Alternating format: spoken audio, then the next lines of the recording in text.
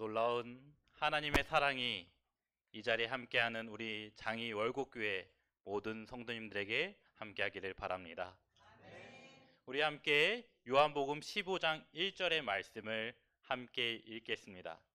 요한복음 15장 1절입니다. 나는 시작 나는 참 포도나무요 내 아버지는 농부라. 아멘. 사랑하는 성도 여러분, 한 주간 잘 지내셨나요? 어느덧 따뜻한 봄이 다가왔습니다. 이제 개구리가 잠에서 깨어 또한 많은 만물들이 이 땅에 태어나는 봄의 계절이 다가왔습니다. 불과 며칠 전만 해도 눈이 왔습니다. 과연 겨울이 지나고 봄이 올까 하는 생각이 들었지만 하나님께서는 또한 우리에게 봄을 선물해 주십니다. 우리는 하나님이 주신 만물을 통하여서 또한 그 만물의 신비를 살펴보고 또한 하나님이 주신 그 만물의 아름다움으로 감사하는 하나님의 자녀가 되기를 간절히 바랍니다. 오늘 설교를 하기에 앞서 이 앞에 서 있는 정영민 목사가 누구인지 잠깐 소개하고자 합니다. 먼저 제 어릴 적 사진입니다. 제가 어디에 있나요? 안겨 있어요. 네, 빨간 넥타이. 어떻게 똑같나요? 다른가요? 저도 이때 왜 그런지 모르지만 표정이 좋지 않습니다. 그렇지만 이렇게 아주 화목한 가정 속에서 또한 누구를 닮았죠? 아빠를 닮았나요? 엄마를 닮았나요? 엄마를 많이 닮았습니다. 아마 교회 활동이나 합회 활동하실 때 아마 저희 어머니를 보고 누구 아들인지 잘 알 수 있을 것입니다. 그리고 이러한 가정이 이제는 커서 또 이렇게 성장하였습니다. 자, 여기서 퀴즈를 한 가지 드리겠습니다. 자, 저희 집은 세 남매입니다. 그럼 제가 몇 번째일까요? 이미 다 알고 계셨군요. 네, 이남 1녀로서 제가 지금 둘째로 현재 이곳에 또한 부임하여 하나님의 일꾼으로 사역하고 있습니다. 이처럼 또한 하나님의 가정 안에서 또한 하나님의 일꾼으로서 오늘 이렇게 하나님의 말씀을 나눌 수 있는 기회를 주신 하나님께 감사합니다. 오늘 요한복음 15장의 말씀을 통해서 우리가 함께 은혜를 나누고자 합니다. 하나님께서는 오늘날 우리에게 말씀하여 주십니다. 나는 참 포도나무요 너희는 가지라. 예수님이 살던 이 땅에 또한 팔레스타인 그 지방에는 포도나무가 흔하게 자랐습니다. 우리나라에는 어떠한 나무가 흔하죠? 소나무 혹은 은행나무. 이런 흔한 나무들이 팔레스타인 지방에도 존재하고 있었습니다. 그리고 예수님께서는 이 포도나무를 통하여서 말씀하고 계십니다. 우리가 하나님 안에 가지로 살아갈 때 또한 어떠한 모습을 가지고 살아가야 되는지, 그러면서 우리는 하나님 안에서 살아있는지 또한 하나님 안에서 죽어있는지 살펴보게 됩니다. 가지가 언제 어떻게 살아있나요? 가지는 그 나무에 온전히 붙어있을 때 살아있습니다. 그렇다면 그 가지가 붙어있기만 한다면 살아있는 것일까요? 이 가지는 열매를 맺어야 합니다. 열매를 맺고 또한 잘 성장했을 때 그 가지가 살아있다고 할 수 있습니다. 그러므로 우리는 살아가면서 내가 하나님 앞에 또한 하나님 안에 붙어있는 가지로서 살아있는지 죽어있는지 살펴보아야 하는 것입니다. 하나님께서는 이 요한복음 15장의 말씀을 통해서 나는 가지로서 또한 하나님 안에 붙어있는 하나님의 자녀로서 과연 그 열매를 맺고 있는지 말씀하고 계십니다. 만약 그 가지가 죽어 있다면 어떻게 될까요? 그 가지가 죽어 있다면 온전히 그 열매를 맺지 못합니다.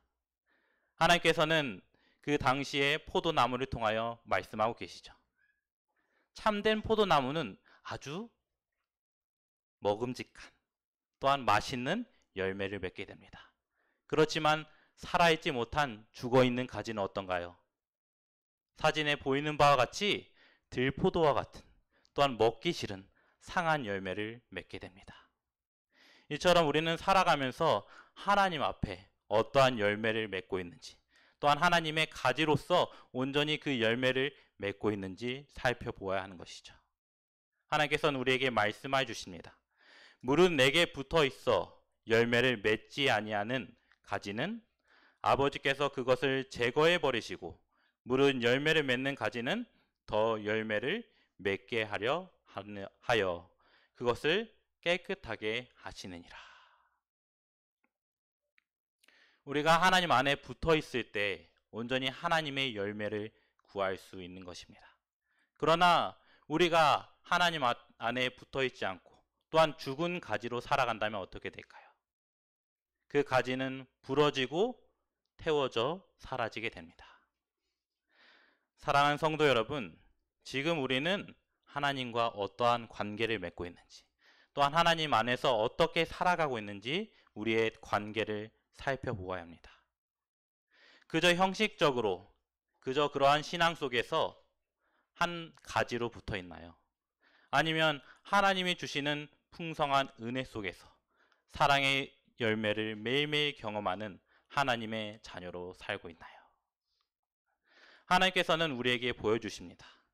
봄이 되면 그 계절에 맞는 과일들이 있습니다. 그 과일들을 먹을 때 저는 이 말씀이 떠오릅니다. 이 열매가 어떠한 결과죠?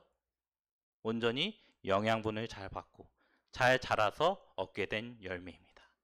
이처럼 하나님께서는 열매를 통해서 우리가 어떠한 가지로 살아가야 하는지 보여주고 계시죠.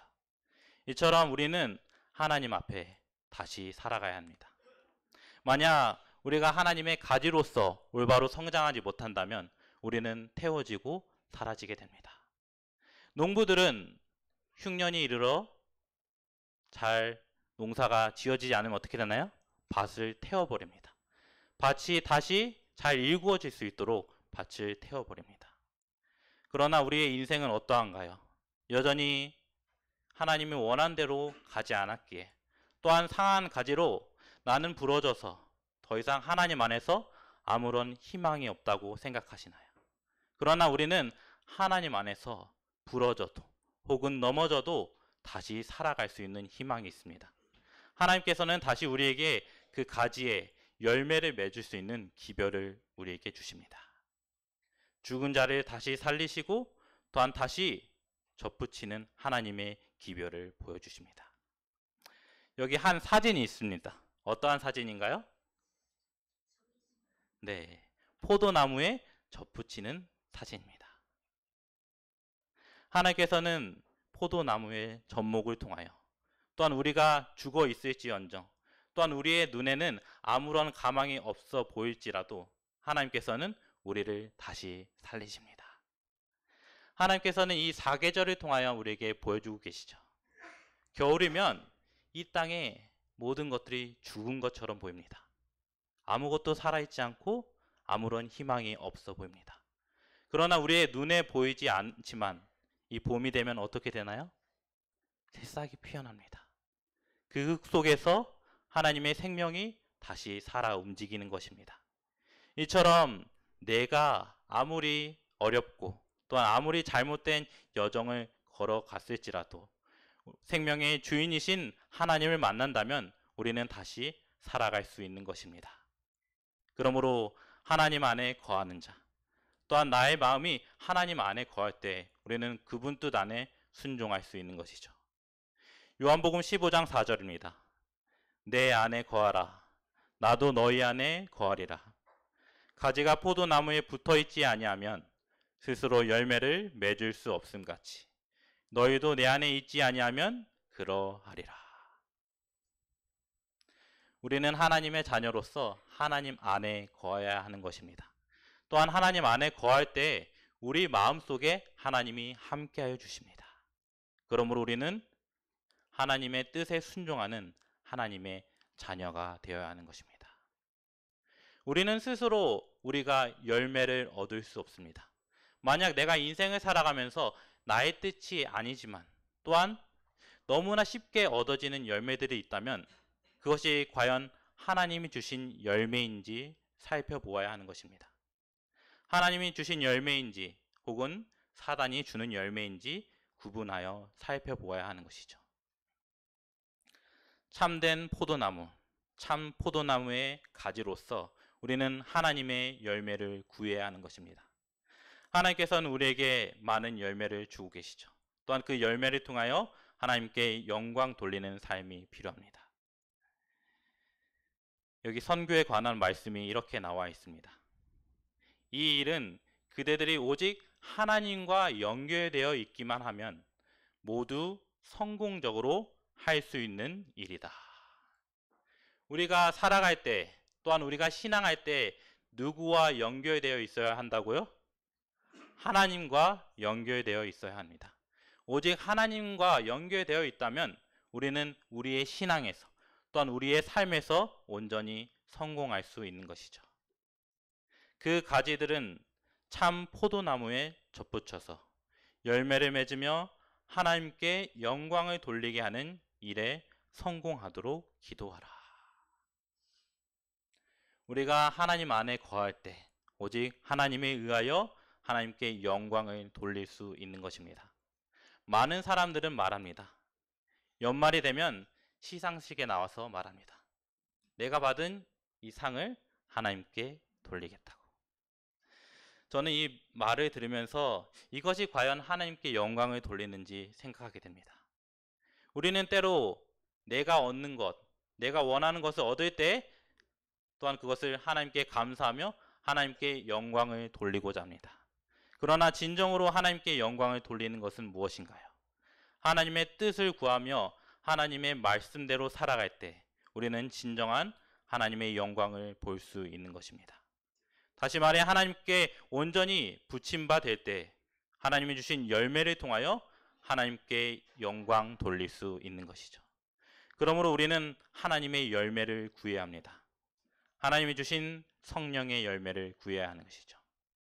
사랑과 희락과 화평, 절제와 인내와 양성과 자비, 온유와 충성.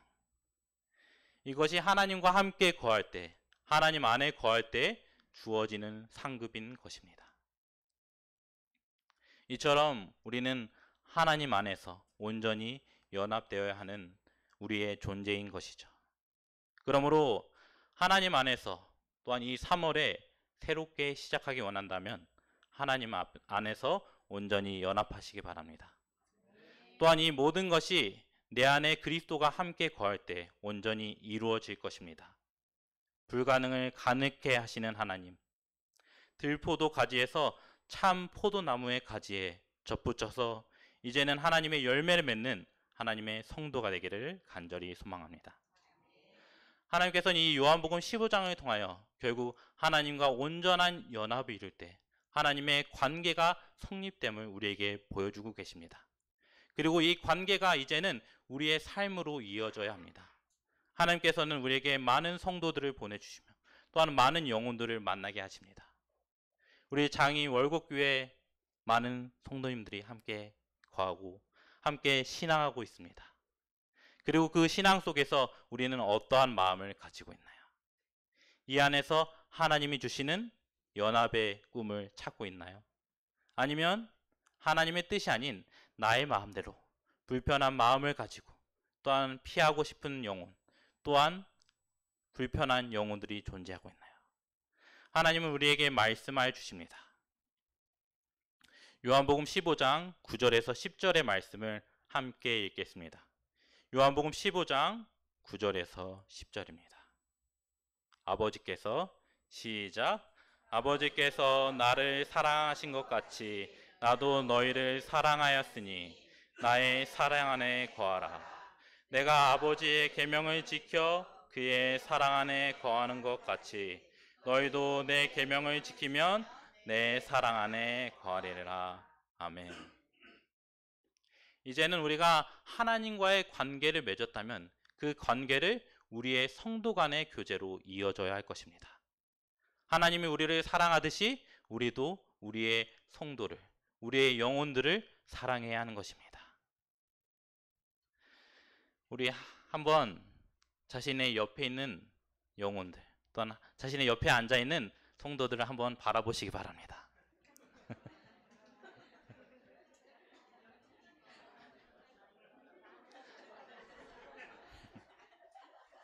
어떠한 마음이 드시나요? 너무나 행복하고 사랑하는 마음. 그것이 바로 하나님이 우리에게 주신 마음인 것입니다. 하나님 안에 거할 때 우리는 끝없이 그 사랑을 가져야 하는 것입니다.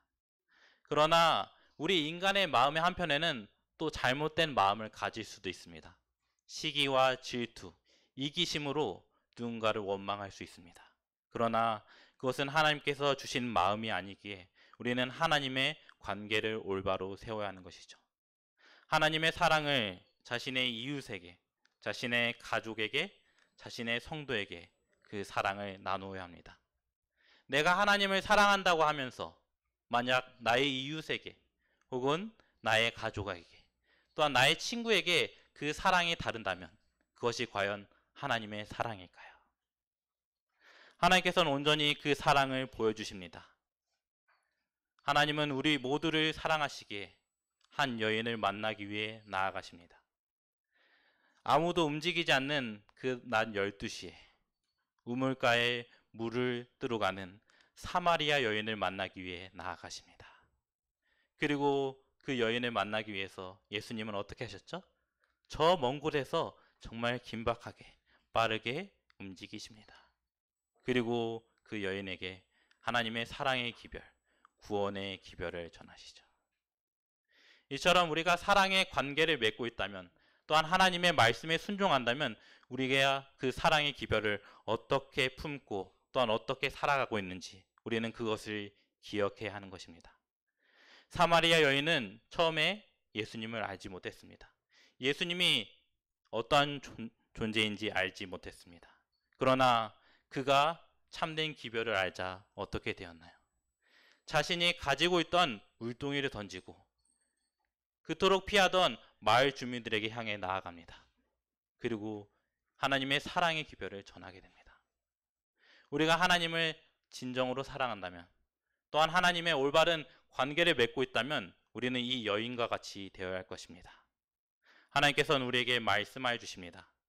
원칙을 따라 행한다는 것은 곧 그리스도께서 우리에게 맺히기를 요구하시는 열매이며, 그것은 자비를 행하고 친절한 말을 하며 가련한 자, 빈곤한 자, 그리고 환난 당한 자에게 긍휼을 베풀어 주는 일이다.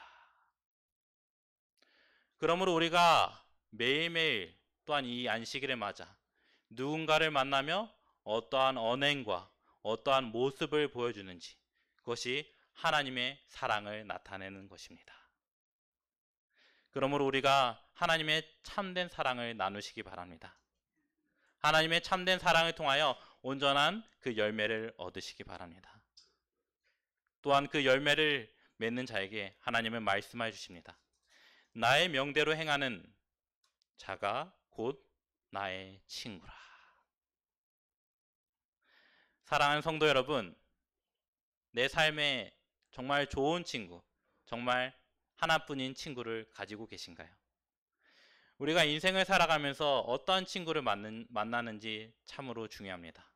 마음 맞는 친구, 또한 무늬만 친구, 또한 필요에 따라 만나는 친구, 여러 가지 친구들이 있습니다. 이제 예수님께서는 우리에게 나의 사랑, 나와 올바른 관계를 맺는다면 나의 친구가 될 수 있다고 하십니다. 저는 최근 이 박봉래 집사님의 자녀의 장례를 통하여 그 친구가 떠오르게 되었습니다. 이 집사님 자녀의 장례를 가보니 상주로서 그의 친구들이 지키고 있었습니다. 무려 30년 이상 우정을 함께한 친구였습니다. 그래서 이 장례의 시작부터 끝까지 함께하였습니다. 얼마나 큰 감동을 주었는지, 이처럼 정말 좋은 친구는 우리에게 필요한 것입니다. 키케로가 친구에 대해서 이런 말을 했습니다. 친구는 나의 기쁨을 2배로 만들어주고 슬픔을 절반으로 줄여준다. 이처럼 인생을 살아갈 때 우리에겐 친구가 필요합니다. 그리고 우리의 친구로서 예수님께서는 다가오고 계시죠. 사랑하는 성도 여러분, 우리의 진정한 친구가 누구인가요? 살아가는 내 이웃, 살아가는 내 가족이 될 수도 있습니다. 그러나 우리의 진정한 친구는 예수 그리스도가 되어야 하는 것이죠. 그저 눈빛으로만 말해도 또한 힘들 때 위로가 되는 친구, 그것이 바로 예수 그리스도입니다. 예수님께서는 우리의 친구가 되어 주십니다. 우리는 우리의 관계를 살펴보아야 하는 것이죠. 하나님과 나의 관계는 어떠한 관계인가요? 주인과 종의 관계입니다.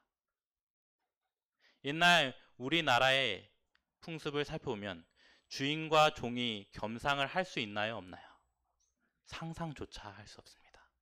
주인과 종이 함께 한 자리에서 밥을 먹고 함께 살아가는 것, 감히 용납할 수 없습니다.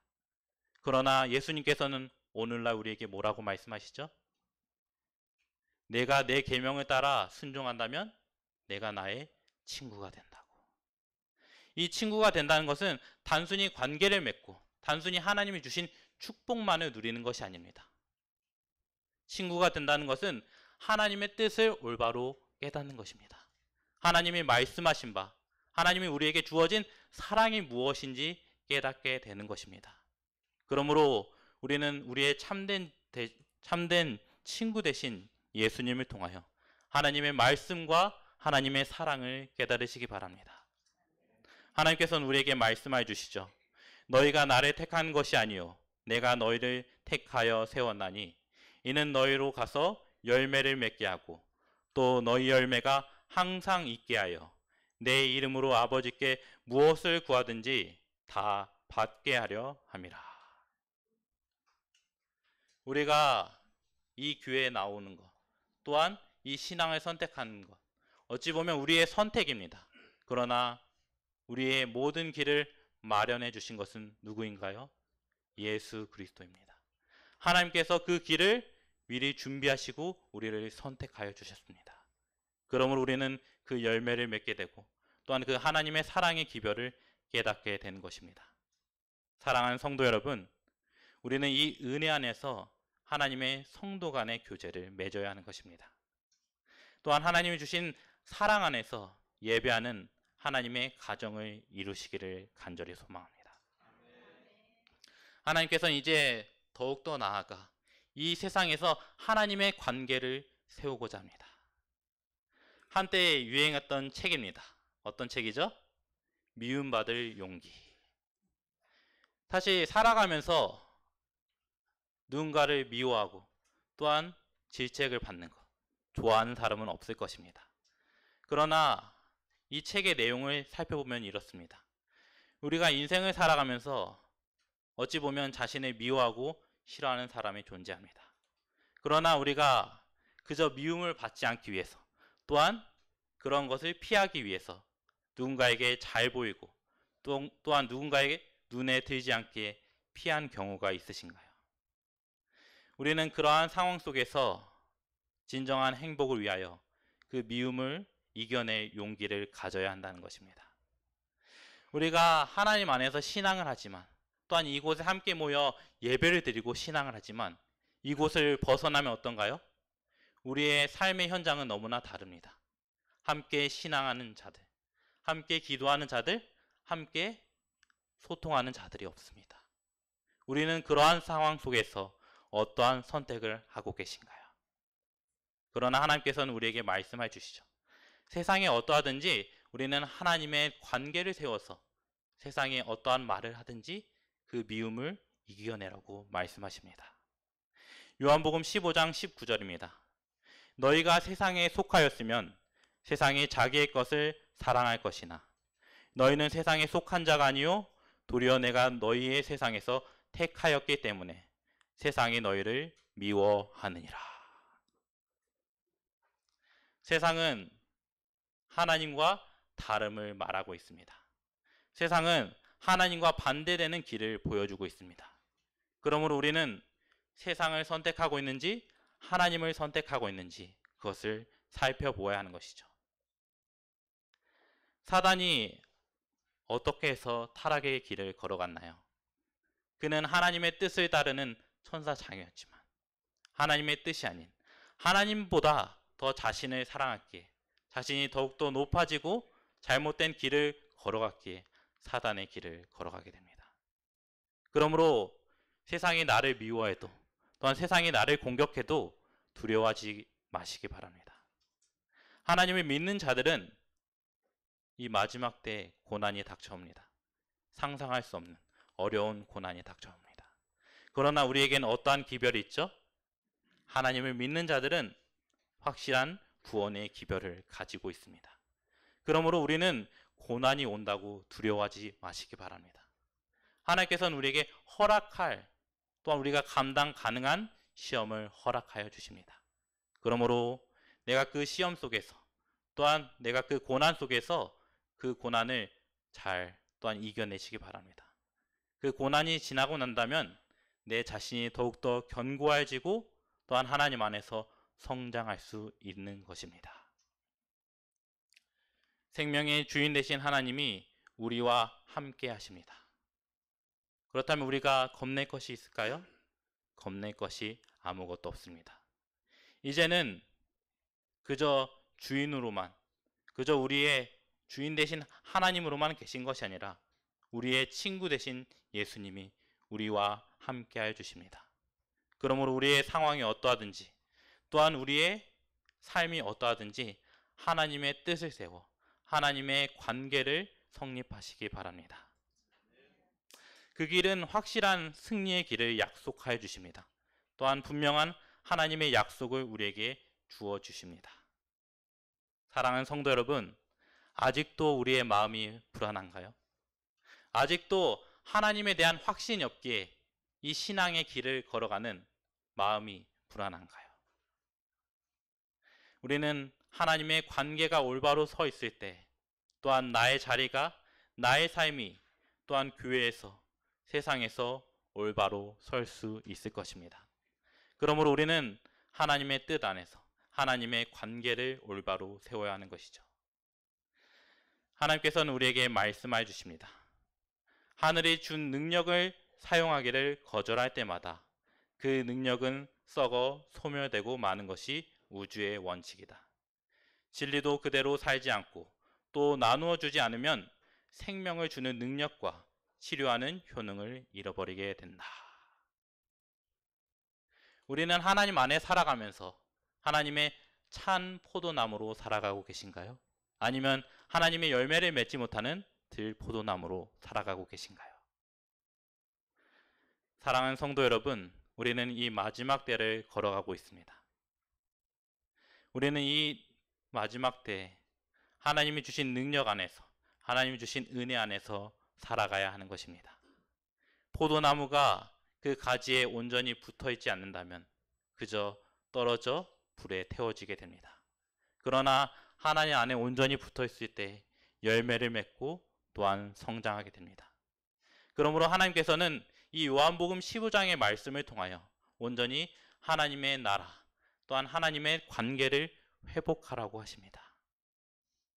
우리의 시작은 하나님과 관계 맺음으로 진정한 연합의 길이 열리게 됩니다. 사랑하는 성도 여러분, 하나님 안에서 살아있음을 경험하기 원하신가요? 또한 하나님 안에서 열매를 맺으시기 원하신가요? 그러면 하나님의 관계를 세우시기 바랍니다. 우리가 그러한 삶을 살아갈 때 하나님께 영광을 돌릴 수 있을 것입니다. 그러므로 지금 이 시간 하나님의 사랑의 기별을 선포하여 하나님의 복된 그 사랑의 기별 안에서 참된 행복을 누리시기 바랍니다. 이제 봄이 되면 많은 사람들이 벚꽃을 보러 나갑니다. 우리는 이 벚꽃 속에서 어떠한 하나님의 음성을 듣고 계신가요? 저는 이 요한복음 15장의 말씀을 통하여 하나님의 그 사랑의 음성이 들리게 됩니다. 내가 너를 얼마나 사랑하는지, 또한 나와 올바른 관계를 맺을 때 너는 걸어갈 수 있고 또한 너는 열매를 맺을 수 있으며 너는 영광을 돌릴 수 있다고 우리에게 말씀해 주십니다.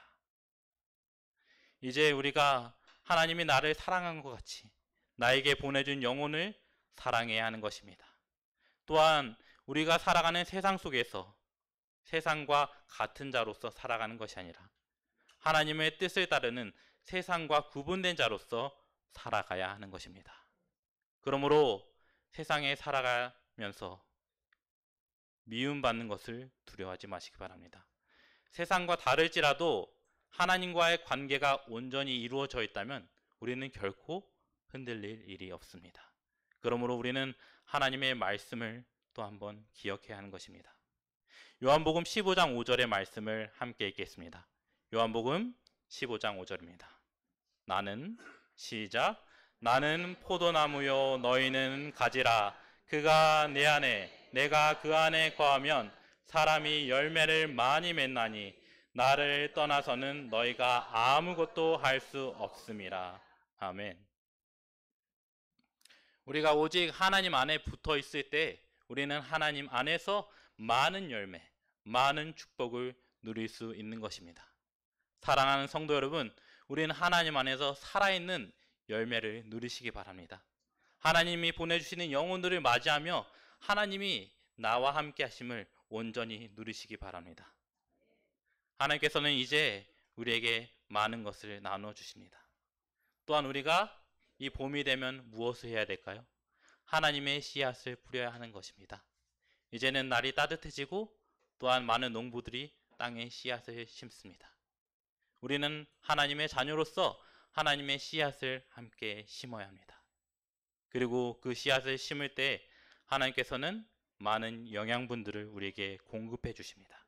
그러므로 우리는 하나님을 통하여 하나님의 사랑을 통하여 온전히 구원의 길에 함께 동참하시기 바랍니다. 하나님께서는 우리와 온전히 연결되어 관계 맺기를 원하십니다. 사랑하는 성도 여러분, 하나님과 관계를 맺는다는 것은 그저 나 혼자만이 하나님과 긴밀한 것이 아니라 나의 삶에서 또한 나의 교회에서 하나님의 사랑을 실천하는 것입니다. 그러므로 이 장희 월곡교회가 하나님 안에서 온전한 사랑의 연합을 맺으시기 바랍니다. 그렇다면 우리는 하나님이 주신 그 열매를 발견하고 또한 경험할 수 있을 것입니다.